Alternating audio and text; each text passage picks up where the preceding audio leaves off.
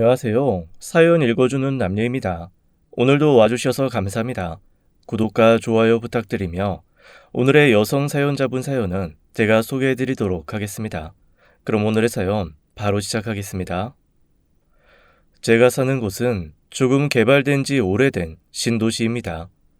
우리나라에 한참 신도시 개발 붐이 불었을 때 초기에 만들어진 곳이어서 아주 신도시라고 하기도 못하고 그렇다고 또 개발이 안 된 구도시도 아닌 애매한 곳이에요. 그러다 보니까 아파트도 그렇지만 상가도 뭔가 구도시와 신도시가 애매하게 어우러진 듯한 모양새를 띠고 있습니다. 길 하나를 사이에 두고 한쪽은 뭔가 번쩍번쩍한 느낌의 외국 멋쟁이 거리 같은 느낌을 주고 다른 쪽은 우리나라 80년대에 정겨운 소도시 같은 느낌을 주는 공간이 나눠져 있습니다. 나름 다 장단점이 있어서 이곳에 사는 사람들은 크게 불만을 갖고 있지는 않아요. 신도시에서는 세련된 음식점과 베이커리 같은 걸 이용하고 구도시 색깔이 더 강한 곳에서는 재래시장과 각종 생활 편의시설을 활용하니까요. 그런데 신도시, 구도시 따질 것 없이 모든 사람들이 대체 저 가게는 왜 안 없어질까? 한마음 한뜻으로 티를 낼 수 없지만 없어지길 바라는 가게가 하나 있습니다. 누가 봐도 뜬금없는 곳에 정말 이상한 가게가 하나 있거든요. 가게 이름은 백조의 눈물입니다. 70년대 즈음 존재했을 법한 촌스러운 분홍색 간판에 마치 손으로 쓴 붓글씨 같은 필체로 하얗게 가게 이름이 적힌 그런 간판이에요. 낮에는 문을 닫고 저녁 9시가 넘어서야 야시시한 붉은 등을 살포시키는 그런 가게입니다. 제가 이 동네에 산 지 15년이 넘었는데 너무나 웃긴 게 그 가게로 들어가는 사람은 단 한 명도 본 적이 없는데 항상 은은한 불빛과 함께 희미한 웃음소리가 흘러나오곤 했거든요. 바로 옆에는 문방구가 있고 또 그 옆에는 슈퍼마켓이 있다 보니 사람들이 그 가게 제발 좀 없애달라고 민원도 넣고 데모도 했습니다. 그런데 공무원이 난감한 얼굴로 그러시더라고요. 세금도 한 번 밀린 적 없고 불시에 찾아가 봐도 불법 행위하는 건 한 번도 들킨 적 없다는 겁니다. 그러면서 하는 얘기가 그냥 좀 나이 지긋한 노인분들이 쌍화차에 소주 한 잔 딱 섞어 마시면서 장기 두고 바둑 두는 그런 가게라고 하더라고요. 그런데 겉으로 봐서는 정말 뭔가 은밀한 사랑 노름이라도 벌어질 것처럼 야시시하고 음침한 느낌이 들거든요. 결국 그 가게는 십수년간 명물 아닌 명물로 저희 동네에 존재하는 중이에요. 그동안 그 가게를 드나드는 사람은 한 번도 본 적이 없지만 그 가게의 주인인 여자는 몇 번 만난 적이 있습니다. 늘 오후 2시쯤 가게 문을 열고 그 앞에서 식자료를 다듬거든요. 한 번도 그 가게에 가본 적 없어서 뭘 파는지는 모르지만 일주일에 2번은 아주 정성스럽게 파, 마늘, 물을 다듬곤 합니다. 손끝도 야무지고 나름 꼼꼼하게 다듬는 거 봐서는 그 안에서 만드는 음식의 수준이 아주 나쁘지는 않을 것 같다 라는 짐작만 할 뿐이죠. 그 앞을 지나다니는 사람은 많지만 누구 하나 인사하는 사람은 없고 그 여자도 다른 사람들과 눈 마주치는 거 없이 묵묵히 자기 일만 하더라고요. 가끔 가게를 드나드는 듯한 어르신들이 산책을 하다 말을 걸기는 하지만 그때도 수줍게 가볍게 대답만 하고 얼른 자기 할 일을 합니다. 마치 가게 밖에서는 조금의 책도 잡히지 않겠다고 딱 결심하고 성 긋는 느낌이랄까요. 보통 백조의 눈물 같은 간판 가진 가게 운영하는 사람들한테 가지고 있는 선입관 중 하나가 안팎으로 애교 부리고 콧소리 내면서 시도 때도 없이 엉겨붙는다는 거잖아요. 그런데 그 여자는 그런 게 전혀 없더라고요. 아마 그래서 오래 가고 매달리는 사람들도 많고 그런가 봐요. 뭐랄까 슬쩍슬쩍 튕기는 맛이라고 할까요? 생긴 것도 꽤 준수합니다. 나이가 가늠하기가 애매한 예쁘장한 얼굴의 여자예요. 10년 전에도 40대 후반처럼 보였고 10년이 지난 지금도 40대 후반, 50대 초반처럼 보이거든요. 대체 그 여자가 거기서 식당을 운영하는 건지 술집을 운영하는 건지 알 도리는 없지만 한 가지 정확한 건 어쨌거나 그 가게를 드나드는 수많은 남자들의 뮤즈라는 거죠. 정말 드물게 그 여자한테 날 밝을 때 찾아와 징징거리는 사람들이 있더라고요. 사랑한다는 둥, 없으면 못 살겠다며 이대로 가게 정리하고 자기랑 멀리 떠나자는 둥. 그런데 그럴 때마다 그 여자분 아주 단호하게 남자를 밀쳐내곤 했습니다. 그리고 그런 광경이 벌어진 다음에는 동네에 꼭 한 바퀴 이상한 소문이 돌았어요. 원래 엄청난 꽃뱀 출신 여자인데 아주 크게 사랑하는 사람한테 대인 후에 여기서 저렇게 술 장사를 하고 있다는 소문입니다.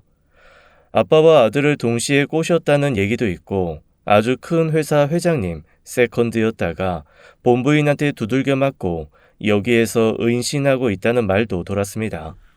만날 서 있는 검은 차가 그 회장님의 신복이라니 지금도 몰래 한 번씩 드나드는 후원자가 있다느니 드라마 작가 뺨치는 얘기들이 웅성웅성 사방에서 들리는 거죠. 십수년이 넘게 수많은 소문을 들었지만 시간이 지난 후에 그나마 믿을 만한 얘기로 남아있는 건 술집 다닐 때 닉네임이 백조였다는 거 하나였습니다. 그거는 본인이 실제로 옆 가게 슈퍼집 아줌마한테 말한 적이 있대요. 처음 일 시작한 집에서 만난 단골 손님이 어느 날 나한테 넌 백조야 하시더라고. 그래서 내가 나 돈 벌고 있는데 왜 백조라고 하냐고. 그거 여자 백수한테 하는 말 아니냐고 그랬더니 피부는 하얗고 눈은 까매서 꼭 백조 같다고.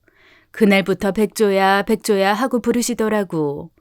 뭐 나쁜 뜻 아니니까 그때부터 그냥 백조라고 부르면 가만히 있었는데 듣다 보니 좋아서 언젠간 백조쯤 되는 돈을 벌게 될 것 같은 주문 같기도 하고.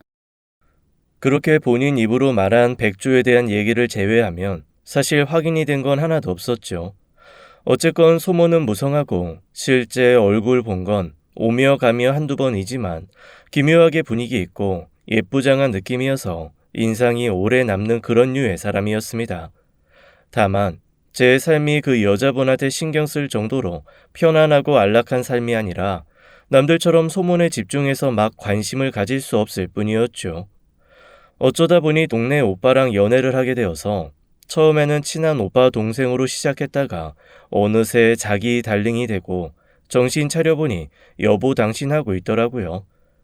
그 당시 달링할 시절에 정신 똑바로 차리고 현실을 직시해야 하는데 스르르 물들듯 빠져들어 도망갈 기회를 못 잡았어요. 결혼은 현실이라 그 사람뿐 아니라 가족까지 봤어야 하는데 그걸 놓친 거죠. 사실 모두가 걱정하는 시어머니는 경우 바른 분이고 괜찮았습니다. 연애 전부터 아줌마 아줌마 하면서 따르기도 했고 연애 시작하고 나서도 한동안 어머니라는 말이 입에 붙지 않아 아주머니 정도로 호칭을 써도 귀엽게 봐주셨거든요. 문제는 시아버지였습니다. 연애할 때야 남자친구 아버지니까 크게 신경을 안 썼는데 결혼하고 나니 이겐 무시하고 지나갈 남일이 안 되더라고요. 일단 시아버지가 너무너무 속을 썩이는 분이었습니다. 그리고 부전자전이라고 그 오랜 세월 봐도 안 보이던 남편의 단점이 결혼하고 확 두드러지더라고요. 그것도 아버님과 비슷한 담전들이요. 제가 남편 속 썩이는 거 뒤지다거리 하는 것도 미치고 팔짝 뛰고 화가 뻗칠 일인데 시집 와서 진짜 매년 시아버지가 친 사고 수습하느라 정신이 다 홀딱 빠질 지경이었습니다. 그나마 시어머니가 경우 바르고 인격이 좋으신 분이어서 제가 참고 살지 만약에 시어머니도 시집살이 시키거나 말 같지도 않은 소리 해댔으면 저 이혼했을 거예요. 저희 시어머니와 시아버지는 한마디로 물과 불의 만남입니다. 불행한 건 시아버지가 불이라는 거예요. 보통 남자가 좀 냉정하고 이성적이고 차가워서 불처럼 불뚝불뚝 성질내는 여자를 좀 감싸주고 그래야 평안하잖아요. 그런데 저희 시아버지 엄청난 불입니다. 그렇다고 남자답다고 감싸줄 수 있는 성격, 정의롭거나 다혈질적인 분도 아니에요. 불처럼 모두가 순식간에 사랑에 빠지는 등신불, 그게 바로 저희 시아버지입니다. 아주 첫눈에 반해 온몸을 불태워 사랑을 하십니다. 아니 이게 바람도 너무 자주 반복되니까 나중에는 익숙해져서 별로 충격도 안 받게 되더라고요. 제가 시집 와서 저희 시아버지가 11번째 바람을 피우셨을 때 저도 모르게 이렇게 말을 했습니다. 어머, 이번엔 좀 길게 쉬다가 바람을 피우셨네? 혹시 어디 편찮으셨나? 그런데 그 말을 하는 순간 제 스스로가 너무 당황하고 말았습니다. 바람 피는 건 사실 엄청나게 큰일이잖아요. 그런데 이게 어느새 일상이 되고 익숙해지다 보니까 너무 오랜만에 바람 피셨다는 얘기가 저도 모르게 툭 튀어나온 거예요. 어이가 없는 거죠. 그 정도로 저희 시아버지 바람둥이세요. 그런데 참 그 바람도 차라리 대대적으로 아주 지능적으로 몰래 몰래 피시는 거면 분노를 하건 어이가 없건 응대를 할 텐데 그것도 아닙니다. 무슨 초등학생 소꿉 장난하듯이 아주 애매하게 바람을 피웁니다. 예컨대 내연녀라 그래서 머리끄덩이 잡겠다고 뛰어가 보면 정말 손만 잡고 놀이공원 산책만 주구장창 한 게 전부입니다. 돈 퍼준 것 같아서 이번에야말로 멱살잡이 하겠다고 뛰어가면 그 돈이라는 게 고작 10만 원, 20만 원에 월세에 보태라고 준 그 정도 수준이에요. 그렇다고 술집 여자를 만나서 수십 수백을 쓰느냐? 그것도 아니에요. 매일매일 출근하다시피 가서 일수 찍듯이 돈을 쓰고 오시긴 하지만 절대 큰 돈을 한꺼번에 쓰고 오시는 경우는 없습니다. 꼭 초등학교 앞 문방구에서 100원, 500원 넣고 짤짤이 하는 것처럼 자잘자잘 바람을 피시니 저희 시어머니도 귀찮다며 아예 신경도 안 쓰시더라고요. 한마디로 바람을 피든가 말든가 나는 상관을 않겠다. 그냥 이러고 마시는 겁니다. 그런데 저희 어머니가 이럴 수 있는 건 딱 하나, 경제권을 어머님이 가지고 계시기 때문입니다. 저희 아버님 불 같다고 했잖아요. 얼마나 그 불의 능력이 센지 아주 손 대는 곳마다 다 활활 불태워 재로 만드시는 재주가 있습니다. 한마디로 뭔가 하려고 하면 족족 다 망하는 능력이 있으신 거죠. 오죽하면 남편이 고개를 설레설레 흔들면서 이러더라고요. 보통 마이너스 손이라고 하잖아. 만지면 족족 금으로 변하는 왕이 마이더스인데 그거 본따서 만지는 족족 망하는 사람을 마이너스의 손을 가졌다고 하잖아. 그렇지. 보통 주식 말아먹는 사람들한테 마이너스의 손이라고 하지. 내 주변에도 많아. 마이너스의 손. 근데 갑자기 왜? 당신 주식하다 날려먹은 거 있어? 아니, 갑자기 아빠 생각이 나서 마이너스의 손이라도 되면 좋은데 우리 아빠는 완전 제 손이야, 제 손. 손 대는 족족 다 불살라 먹고 쟤밖에 안 남어. 그냥 폐허야, 완전히 폐허. 남편이 그렇게 자조적인 얘기를 할 정도로 저희 시아버지는 정말로 그 어떤 일에도 재주가 없습니다. 오죽하면 시어머니가 4번째인가 5번째인가 시아버지가 뭔가 해보겠다고 도전했다가 말아먹은 후에 시아버지 앞에서 아주 무서운 얼굴로 이렇게 말씀하셨어요. 당신이 바람 펴도 돼. 그거는 고쳐지지 않는 습관 같으니까. 그리고 원하면 딴 살림 차려도 돼. 뭐 그거야 다른 여자가 자기 인생 말아먹겠다고 하는 거 내가 상관할 일 아니니까. 근데 나랑 사는 동안에는 그 어떤 일도 하지 마. 그냥 용돈 줄 테니까 그거 받아먹고 살아. 그 용돈으로 어디 가서 무슨 짓을 하든 안 건드릴 테니까 그냥 가만히 있어. 한마디로 가만히 있는 게 도와주는 거다 이거죠. 그런데 참 우리 아버님 그런 말은 또 기막히게 잘 듣습니다. 가만 보면 사람이 악한 건 아니에요. 그런데 왜 그런 사람 있잖아요. 착해서 나쁜 사람. 저희 시아버님이 딱 그런 타입이에요. 보면 저한테도 언제나 우리 아가 하면서 세상 스윗하고 달달하고 다정한 시아버님이시거든요. 그런데 정작 저한테 도움되는 일은 조금도 안 하신단 말이죠. 하지만 그렇다고 제가 아버님을 증오하거나 미워할 만한 그런 계기를 또 만들진 않으십니다. 그래서 사람이 미치고 팔짝 뛰게 만드는 거죠. 이게 차라리 증오하고 미워할 수 있기라도 하면 마음이 편해요. 그런데 그럴 수 없는데 속을 뒤집는 건 정말 너무너무 힘든 일이거든요. 결혼하고 1년이 채 되지 않았을 때의 일입니다. 전혀 생각지도 않게 갑자기 아이가 찾아왔다가 양쪽 부모님한테 어리바리 알리고 며칠 지나지 않아 아이가 제 곁을 떠난 적이 있었습니다. 사실 너무 극초기였고 저 스스로도 임신이 실감 나기도 전에 잃은 거라 아이한테는 미안하지만 저는 오히려 별로 크게 동요를 하지 않았거든요.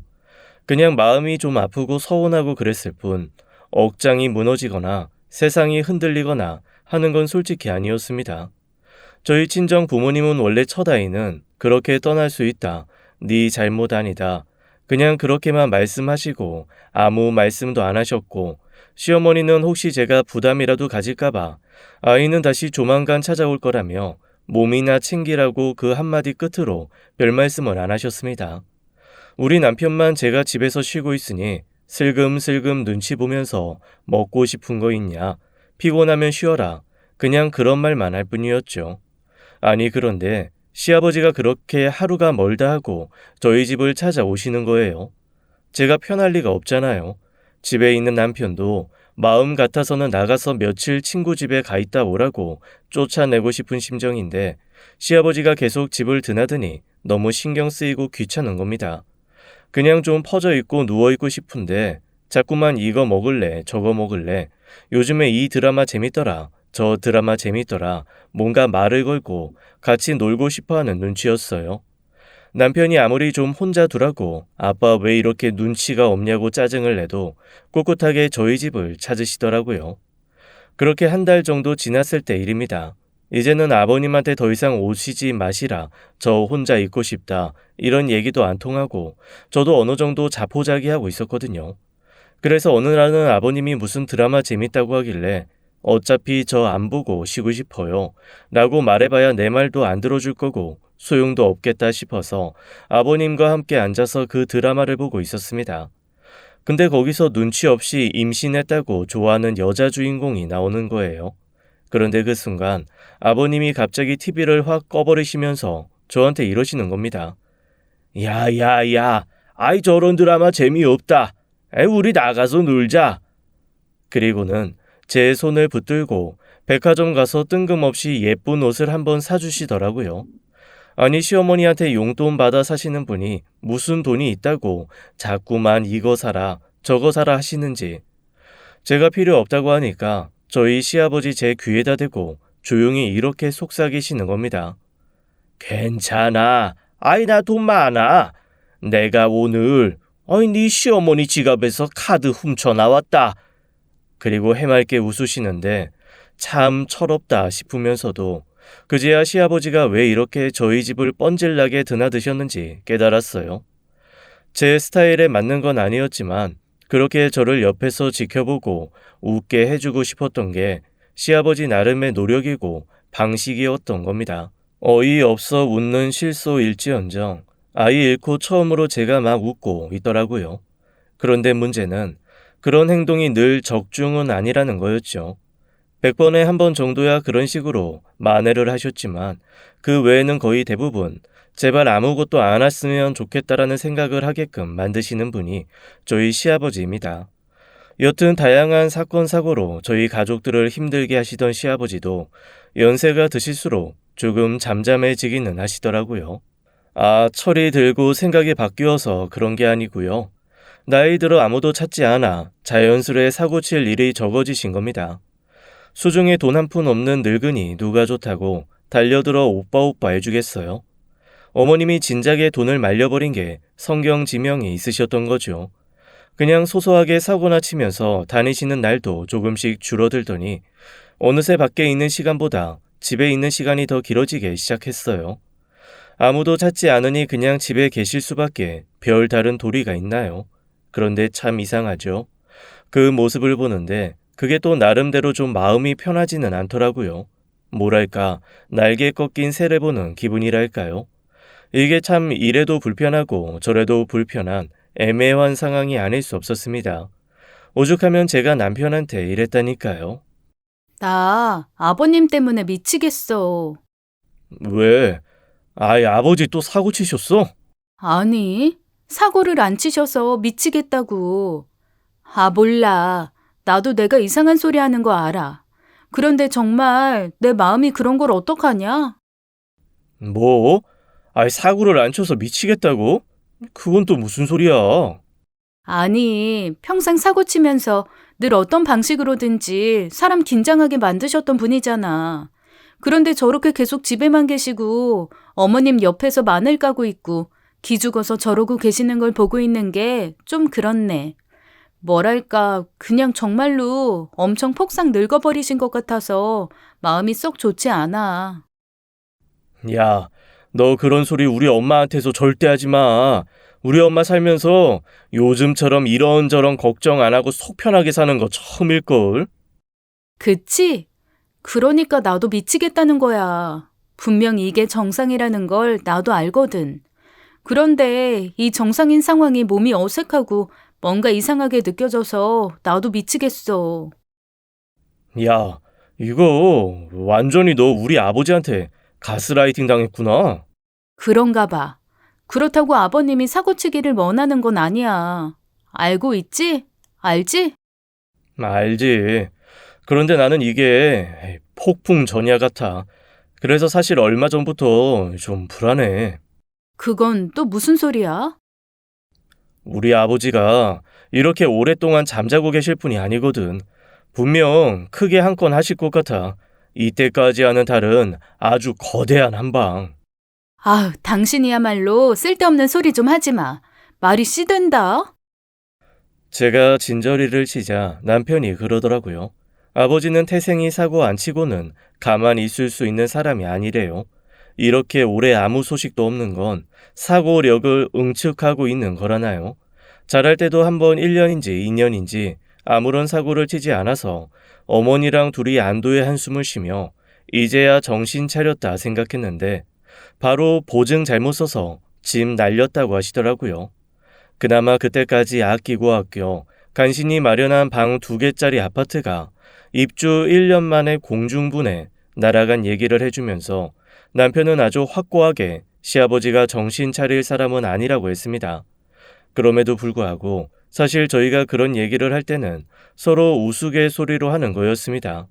남편도 그 어투나 말하는 폼이 정말 아버지를 전혀 신뢰하지 않는 진절머리에 의한 게 아니라 야야야 우리 아빠 이랬다 같은 느낌의 옛날 이야기하는 농담조였거든요. 그런데 정말로 그 말이 씨가 되는 징조가 슬슬 보이기 시작했습니다. 처음에는 우리가 이런 시선으로 봐서 그렇게 느껴지는 게 아닌가 남편도 저도 엄청나게 자기 검증을 했어요. 하지만 시간이 지날수록 이게 장난으로 넘길 일이 아니라는 위기감이 몰려왔습니다. 제가 저희 아버님이 바람을 펴도 무슨 얘기를 짤짤이 하듯이 잔잔바리로 바람을 핀다고 했었잖아요. 그런데 어머님이 어느 날 심각하게 저희 둘을 밖으로 불러내시더니 이렇게 말씀하시는 거예요. 네 아버지 아주 많이 이상해. 아무래도 이번에는 그냥 해프닝으로 넘어갈 수 있는 게 아닌 것 같다. 어머님의 그 말을 듣고 저희는 둘 다 몸이 긴장했습니다. 엄마, 무슨 소리예요? 아버지가 왜 이상한데? 또 무슨 사고 치셨어? 네 아버지가 아무리 바람을 펴도 밤 10시에 집에는 들어오는 사람이잖니. 그치? 밖에서는 잠 못 자잖아. 알지. 원래 아버지 그래서 여행도 못 가잖아. 베개 가리고 이불 가리시느라. 그래. 그런데 요즘에 3일에 한 번꼴로 집에 안 들어와.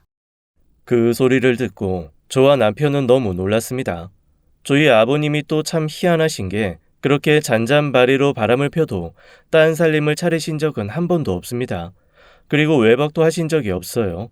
이유는 딱 하나, 희한하게 남자분이심에도 불구하고 그렇게 잠자리를 가리십니다. 본인이 평소에 쓰던 베개와 이불, 그리고 본인이 입는 잠옷, 이렇게 갖춰지지 않으면 정말 단 한숨도 못 주무세요. 그래서 아버님이 쓰시는 베개와 이불은 제가 결혼할 무렵부터 한 번도 쓰지 않은 새 제품이 집에 2개씩 쌓여 있었습니다. 그거 없으면 잠 못 주무시니 어머님께서 미리 사서 쟁여두신 거죠. 세제나 섬유 유연제도 옷은 아무 상관이 없는데 이불이나 베개는 다른 곳으로 빨면 그날 밤 잠을 죄다 설치십니다. 참 희한하죠. 저희가 결혼 초에 나름 효도한답시고 3박 4일 동안 어머님 아버님 모시고 해외를 한번 나간 적이 있었거든요. 저 그때 정말 너무너무 놀랐잖아요. 그 3박 4일 동안 저희 아버님이 주무신 시간이 정말 30분이 채 되지 않습니다. 그나마 그 30분도 사람이 도저히 이렇게까지 깨 있을 수 없으니 잠깐 이동 중에 기절하듯 눈을 감았다가 뜬 거를 다 합쳐서 30분이에요. 그 이후로 저랑 남편은 한 번도 아버님 어머님을 모시고 여행 가는 걸 시도하지 않았습니다. 남편이 그러더라고요. 이 여행은 무슨 여행? 아버지 여행 한 번만 더 갔다가는 여행이 아니라 저승 가시겠어. 아니 무슨 독립투사 잠 못 자게 하는 고문하는 것도 아니고 이게 대체 뭐야? 그러게. 아무리 잠자리를 가리신다고는 하지만 이렇게까지 못 주무실 줄은 몰랐네. 아니 대체 어떻게 잘하셨기에 저러시지? 와, 정말 나 주변에서 잠자리 가리는 사람 정말 많이 봤는데 아버님 같은 분은 처음이야. 그러자 어머님이 그때 피식 웃으면서 이렇게 말씀하셨거든요.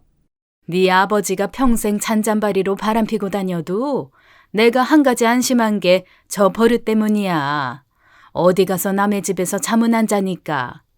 아무리 바람을 펴도 무슨 새나라의 어린이 마냥 10시에는 집에 들어와서 씻고 잠들어. 내가 그거 하나 믿고 산 거지. 그러면서 어머니가 아버님 젊었을 시절 얘기를 해주시더라고요. 글쎄 군대에서도 이불 가리고 베개 가리느라고 처음 일주일은 거의 잠을 안 주무셨대요. 처음에는 군기 빠졌다. 고생해봐야 정신 차린다. 그러면서 무시했던 고참들이 일주일 만에 아버님이 잠을 못 자 혼절을 하니까 그제야 아뜨거라 했던 거죠. 그 다음부터는 특별히 아버님은 베개 위에 얇은 거즈 수건 하나 깔고 잘 수 있게 배려를 해주었다네요. 일주일에 한 번 아버님의 어머님이 10장, 20장 거즈 수건 빨아서 갖다 주고 그거 베개에 깔고 목 아래 덮고 주무셨대요. 군대에서도 아주 명물이었다고 하니 아버님의 잠자기 가리기는 그만큼 오래된 습관인 거죠. 처음 결혼해서 그깟탈 부리는 거 알고 좀 짜증이 났는데 바람을 피우면서도 그깟탈 때문에 집 밖에서는 안 자니까 이게 참 애매해지더라. 그때는 사실 이거 참 좋아해야 하나 말아야 하나 헷갈릴 정도였지만 어쨌건 결과적으로는 내 속 편하게 하는 성질이기는 했지. 그런데 지금 밖에서 주무시고 들어온다고요? 이제 와서? 환갑 다 되신 지금에요? 내 말이 나도 이번에는 느낌이 별로 좋지가 않아. 너희도 알다시피 그게 고쳐질 버릇이니? 너 우리 집 베란다에 세제며 섬유유연제 쌓여있는 거 알잖아. 나 죽고 너희 죽을 때까지 쓸 정도로 내가 사다가 쌓아놓은 거. 그런데 이제 와서 그 습관이 바뀐다고? 이거는 뭔가 단단히 홀려서 정신이 나간 거야. 그런 게 분명해.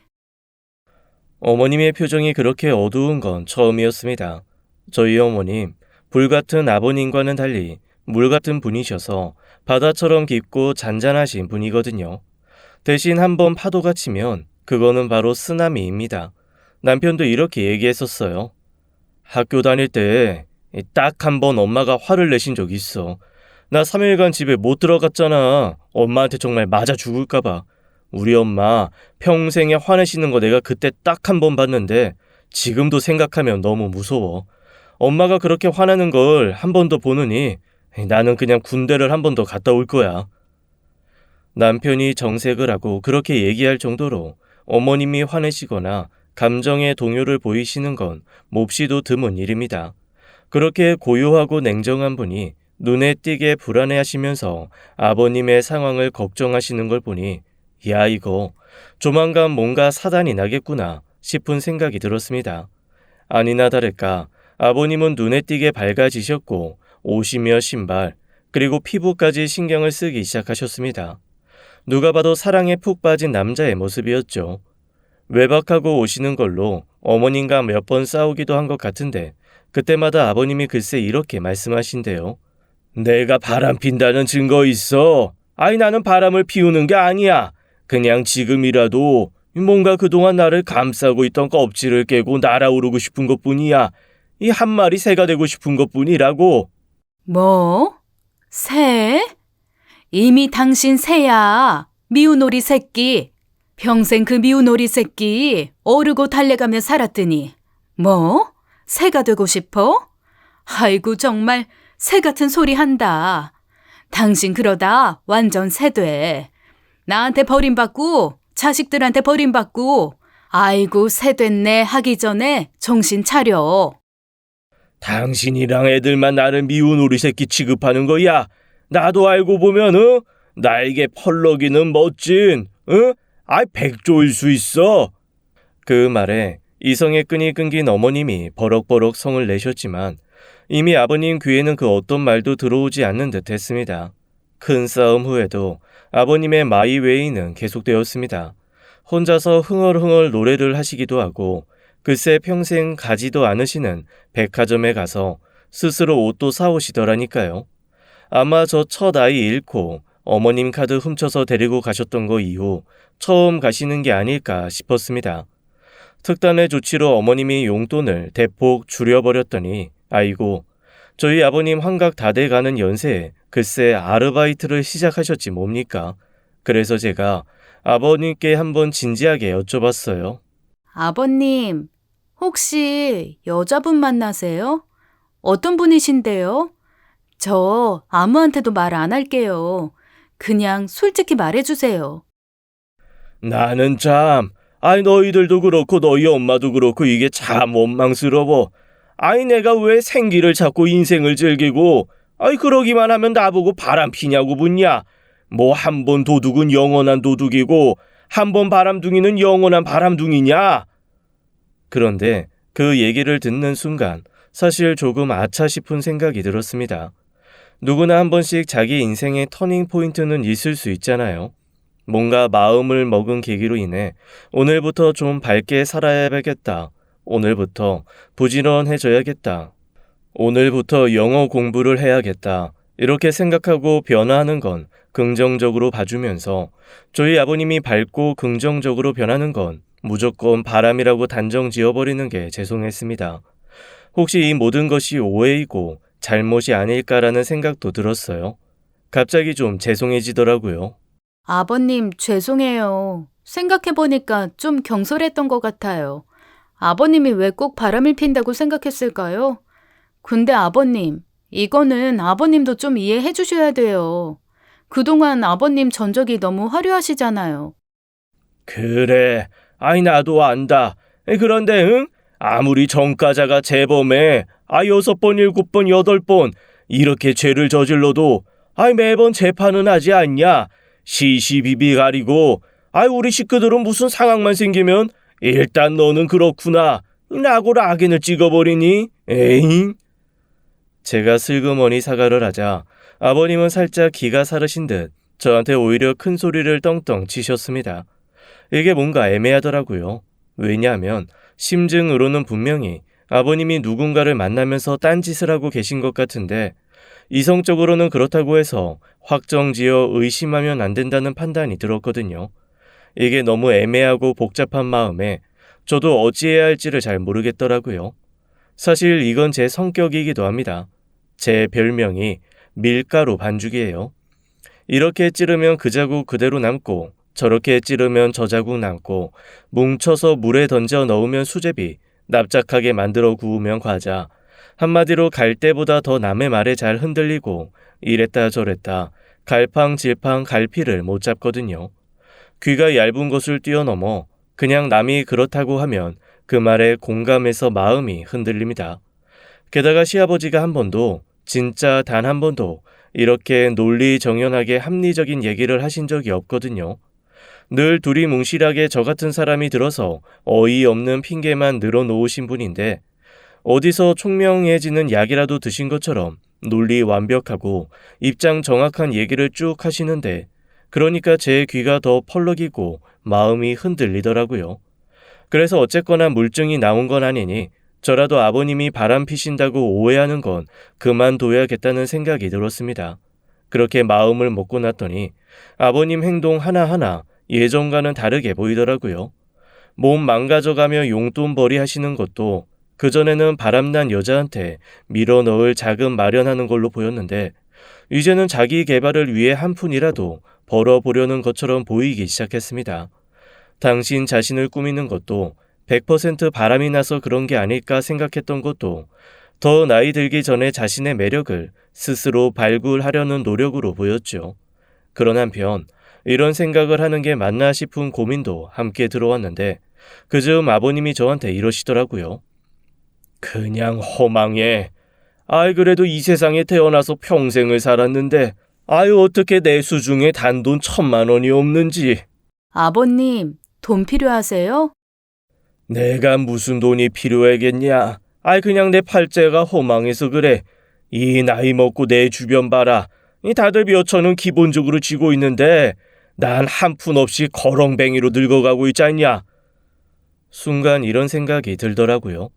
아무리 속 썩이는 가족이었다 하더라도 인생 말년의 존엄성은 좀 세워주는 게 자식의 도리가 아닐까 싶은 생각이었습니다. 물론 괜시리 부리는 오지랖일 수도 있고 누군가는 쓸데없는 짓, 쓸데없는 생각한다고 할 수 있겠죠. 그런데 그냥 그때 제게 떠오른 건 제가 첫 아이 잃고 멍할 때 진심으로 절 웃게 해주고 싶어서 안간힘을 쓰셨던 아버님의 모습, 정말 그 한 장면이었습니다. 그리고 그 장면 하나로 제가 아버님께 뭔가 마음 가는 대로 뭐 하나 해드려도 되지 않을까 하는 생각이 들었죠. 그래서 제가 남편에게 슬그머니 이런 제안을 했습니다. 여보, 아버님 환갑 선물로 그냥 현금을 좀 드리면 어떨까? 뭐라고? 아휴, 우리 아빠 돈 주면 안 돼. 그 돈이 얼마가 됐던 간에 아마 바람 피는 데 쓰거나 쓸데없는 데 쓰거나 여기저기 나눠주거나 할 거야. 돈 아까워. 아이, 돈 아까워. 아이, 그런데 그런 생각 왜 한 거야? 아니, 사실 전에 아버님한테 혹시 어디 다른 분 만나시는 분 있냐고 했더니 아버님이 나한테 그러시는 거야. 그냥 자기도 인생 이만큼 살면서 한번 다르게 살아보겠다고 이것저것 시도하고 있는 건데 가족들이 무조건 바람핀다고 딱 잘라 얘기한다고. 좀 너무하는 것 같다고. 그러면서 지금이라도 당신 인생 한번 재미나게 살아보고 싶은데 돈이 없어 서럽다고 하시니까. 자업자득이야. 이때까지 하신 게 있는데 그러면 우리가 당연히 그렇게 생각할 수밖에 없지. 아버지는 억울해하면 안 돼. 아니, 그런데 그 얘기를 딱 듣는데 어쩐지 좀 죄송한 마음이 들더라고. 우리 그냥 심증만 있는 거지. 정말로 아버님이 바람 폈는지 안 폈는지 모르잖아. 야, 똥을 찍어 먹어봐야 똥인 줄 아냐? 딱 봐서 똥이다 싶으면 똥인 거지. 아버지 바람 피는 거 맞아. 내가 우리 아버지 하루 이틀 봐. 이번에는 아닐 수도 있잖아. 정말 환갑 앞두고 얼마 남지 않은 인생 조금 다르게 살아보겠다고 이것저것 시도하면서 안 해보셨던 거 하는 걸 수도 있잖아. 저는 그때는 왜 그랬는지 모르겠어요. 그냥 뭐에 쓰인 듯이 아버님 편을 들게 되더라고요. 아마 제 마음 한구석에 한 번 정도는 그래도 믿어보고 싶다는 마음이 있어서 그랬던 것일 수도 있습니다. 제가 또 그렇게 얘기했더니 처음에 완강하던 남편도 가만히 귀를 기울이면서 고개를 끄덕끄덕 하더라고요. 그러면서 저한테 이렇게 물어봤습니다. 그래서 아버지한테 대체 얼마를 주고 싶은 건데?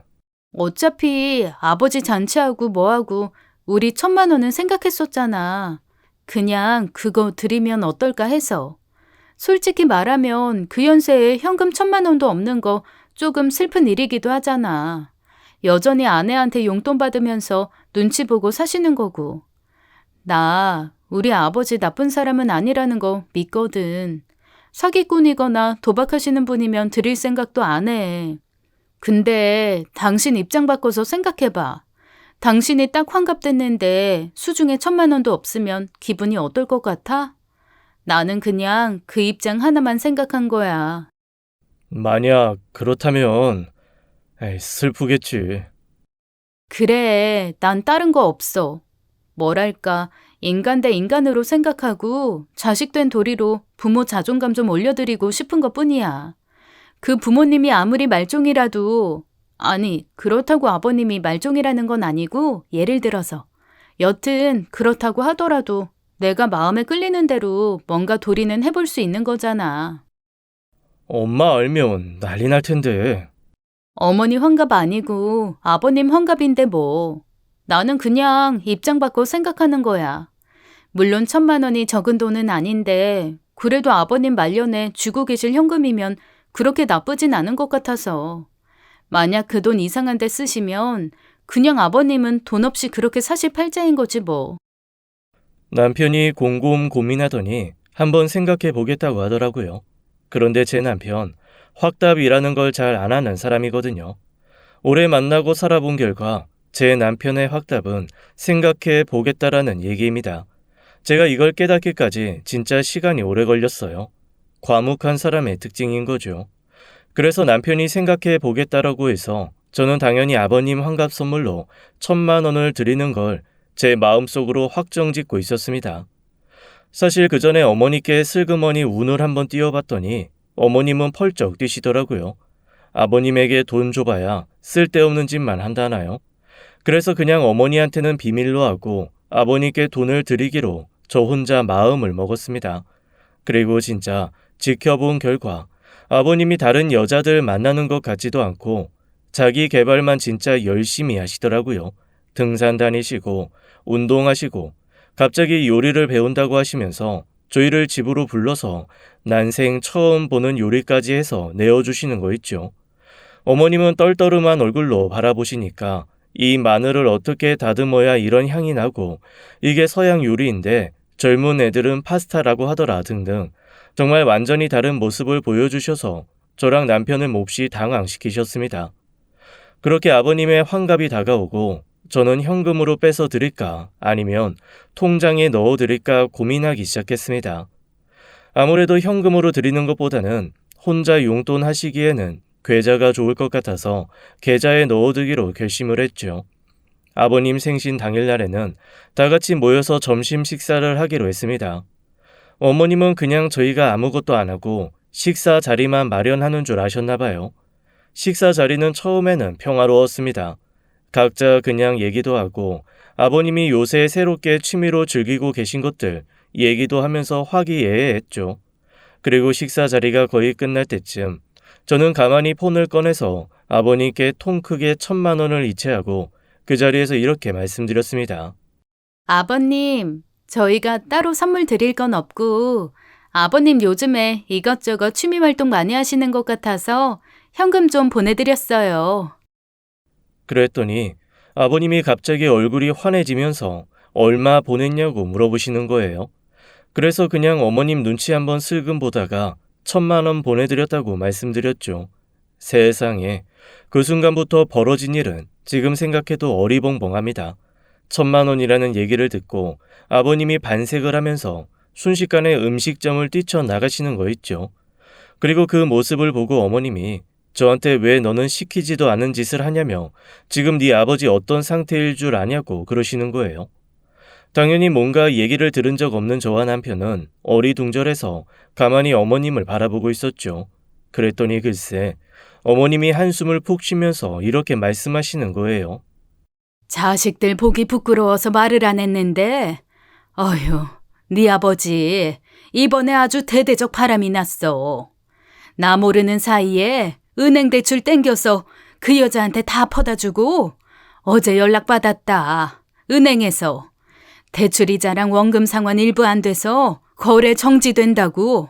내가 기가 막혀서 진짜 오늘도 이 자리 나올 게 아니었는데 자식들한테 창피해서 나와서 속 끓이며 있었구만. 그런 사람한테 돈을 주니? 아이고. 그 얘기를 듣고 저랑 남편은 정말 정신이 하나도 없었습니다. 알고 보니 아버님 정말로 아주 대대적인 바람이 나신 거더라고요. 그리고 저와 남편마저 고개를 가우뚱할 정도로 논리정연하고 당당했던 그 모든 말과 핑계는 다 그 바람난 내연녀가 코치해준 시나리오였습니다. 거기에 제가 결정적으로 기절할 만큼 놀랐던 건 그 내연녀의 정체를 알고 나서였어요. 바로 저희 집 앞에 있는 백조의 눈물 가게의 주인이었습니다. 그제야 왜 아버님이 자기는 미운 오리 새끼여서 백조가 될 거라고 외치셨는지 갑자기 평생 관심도 없던 요리와 패션에 그렇게 지대한 관심을 보이셨는지 깨달아지는 바가 있었습니다. 그 여자가 뒤에서 조종한 거였더라고요. 어머님과 급하게 달려나가 봤지만 이미 아버님은 통장에서 돈을 싹 빼서 백조의 눈물로 뛰어가신 후였습니다. 저희 식구가 우르르 달려가 그 여자에게 당장 돈 내놓으라고 난리를 치고 그것 때문에 온 동네 사람들이 다 저희 아버지가 그 여자한테 홀딱 반해 사고 치신 걸 알게 됐죠. 어머님은 동네 창피해서 못 살겠다 하시고 저는 남편한테 귀 얇아서 손해만 보고 사는 바보 취급을 받고 말았습니다. 조금 속상하고 억울하더라고요.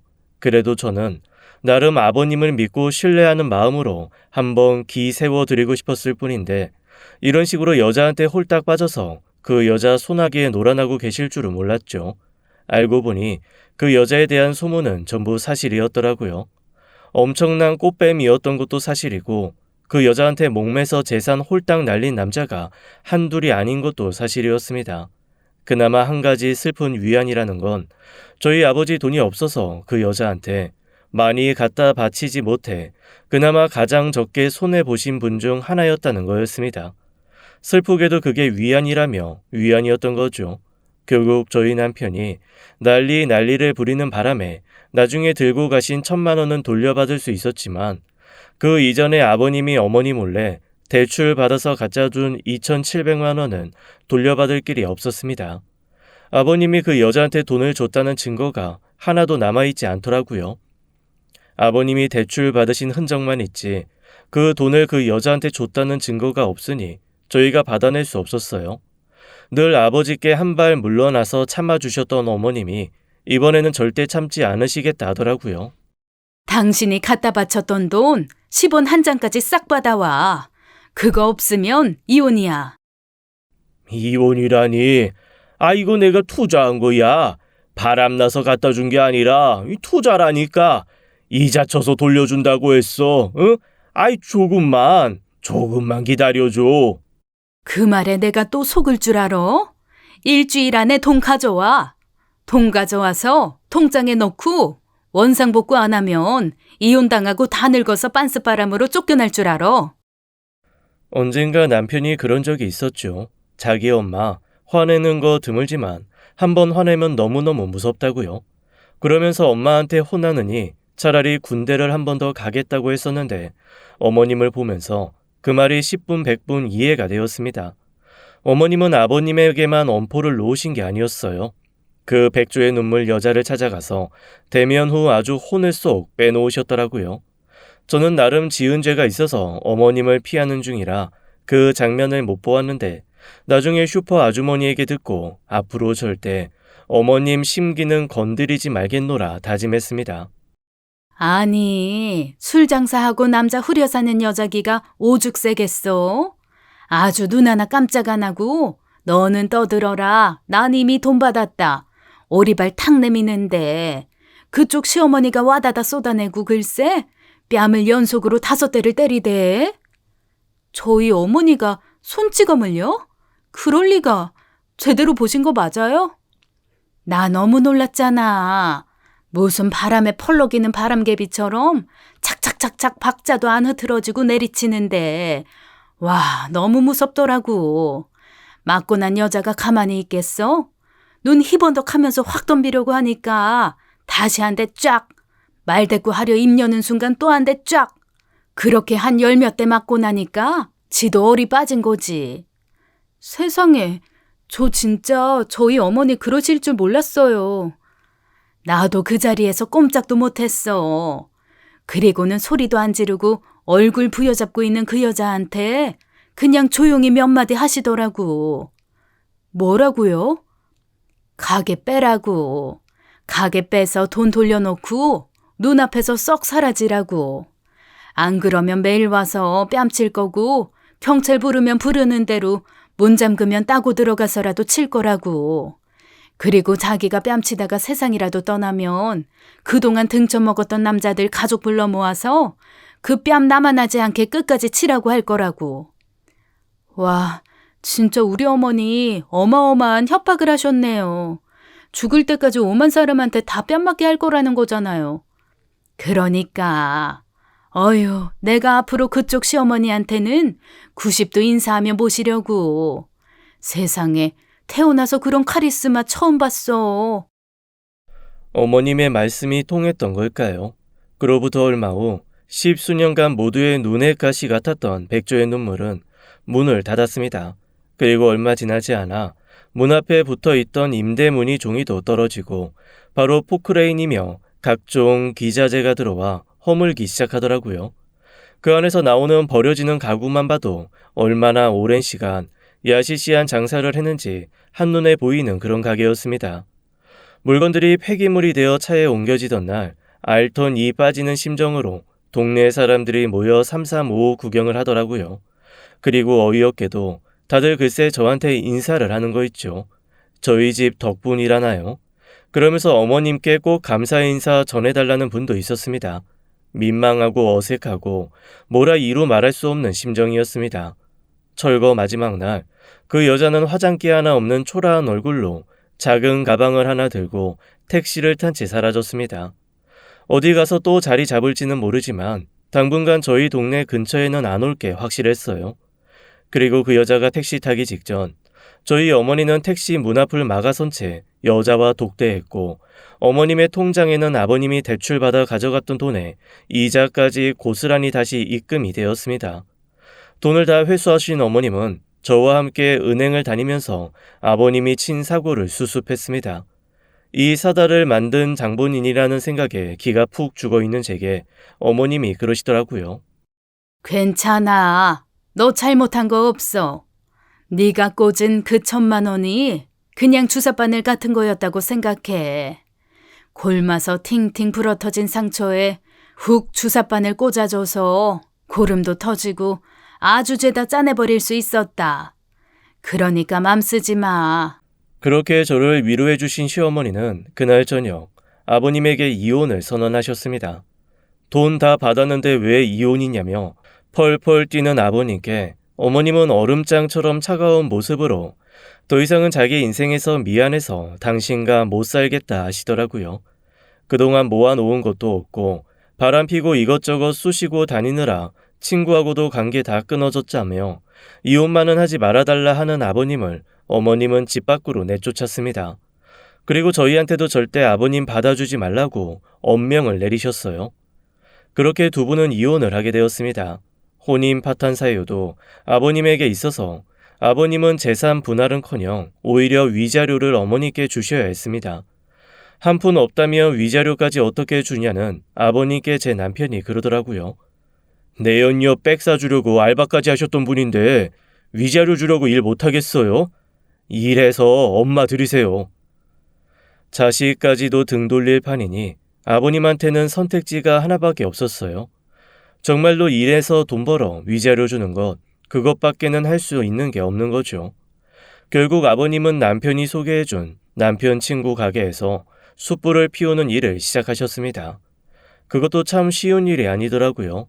더우면 더운 대로, 추우면 추운 대로 뜨거운 숯을 계속 피우고 담고 재정리하는 게 결코 쉬운 일은 아니었습니다.